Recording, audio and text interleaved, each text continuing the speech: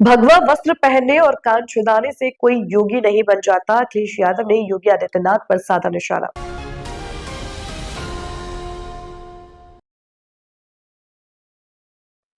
सपा मुखिया अखिलेश यादव ने सीएम योगी पर तीखी प्रतिक्रिया दी है। अखिलेश यादव ने कहा कि वस्त्र पहनने और नाक छिदाने से कोई योगी नहीं बन जाता है। इसके साथ ही सीएम योगी के जापान दौरे को लेकर निशाना साधा है। समाजवादी पार्टी के मुखिया एवं पूर्व मुख्यमंत्री अखिलेश यादव ने सीएम योगी आदित्यनाथ पर जोरदार हमला बोला है। अखिलेश यादव ने कहा कि जो दूसरों का दुख अपना दुख समझे वो ही योगी है। उन्होंने कहा कि वस्त्र पहनने और कान छिदाने से कोई योगी तो नहीं हो सकता। इसके साथ ही सपा मुखिया ने योगी के जापान दौरे को लेकर भी बड़ा बयान दिया है। वहीं प्रेस कॉन्फ्रेंस के दौरान अखिलेश यादव ने एक बार फिर उप मुख्यमंत्रियों को सरकार बनाने का ऑफर दिया है। उन्होंने कहा कि 100 विधायक लाइए और मुख्यमंत्री बन जाइए। दरअसल पूर्व सीएम अखिलेश यादव ने योगी आदित्यनाथ के जापान दौरे को लेकर कहा कि इधर सुना है कि चीफ मिनिस्टर बिष्ट साहब जापान जा रहे हैं। आज से 10, 15 या 20 साल पहले जापान का भी एक डॉग बड़ा फेमस हुआ था। उसका नाम मैं भूल गया हूँ। सपा मुखिया ने कहा कि दुनिया में एआई को लेकर, नई टेक्नोलॉजी को लेकर जो कंपनियां बन रही हैं, यह हमारी और आपकी समस्याओं का समाधान कर रही है। उन्होंने कहा कि जितनी नई समस्याएं होंगी उनके समाधान के लिए हमें रास्ता निकालना पड़ेगा। बताते चले कि मुख्यमंत्री योगी आदित्यनाथ 4 दिन के दौरे पर जापान और सिंगापुर जाने वाले हैं। कुछ लोग निकल पड़े हैं सम्मान देने के लिए। जिस समय शिखा को पकड़ करके अपमानित किया जा रहा था, उस समय ये लोग कहां थे? उसी समय उन्हें जाना चाहिए था संगम किनारे।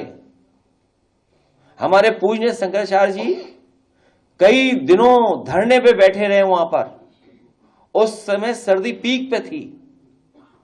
अब तक की जो हमारी पूरा इतिहास जो है, पौराणिक व्यवस्था है, सनातनी व्यवस्था में कहीं किसी शंकराचार्य को गंगा स्नान से रोका नहीं गया होगा।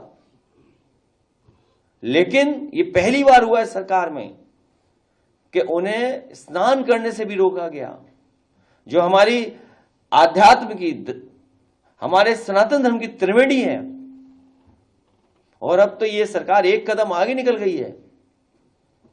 ये लगता है कभी अंधेरे में या रात में फिल्म देखते हैं 20 साल बाद। हर बात इनको 20 साल बाद पता लगती है। हमारा जो एक पैनलिस्ट था, उसकी 20 साल पुरानी घटना, शंकराचार्य जी को बताओ अपमानित करने के लिए कहां से ढूंढ के लाए, किसको ढूंढ के लाए?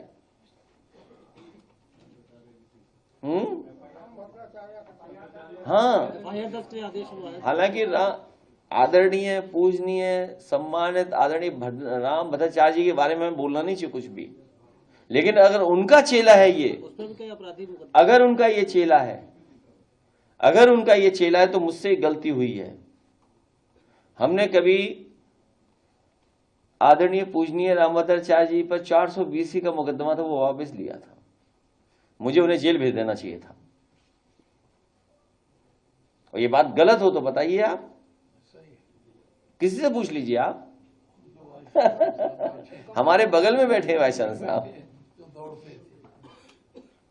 तो ठीक है, कभी कभी विचारों को लेकर के कुछ झगड़े हो जाते हैं, लेकिन आप इस सीमा पर चले जाएंगे कि आप आरोप लगा करके इस तरह का घटिया आरोप लगवाएंगे आप। इसीलिए मैं कह रहा हूं कि ये सरकार बचने वाली नहीं है। जनता ने तो अस्वीकार कर दी है सरकार।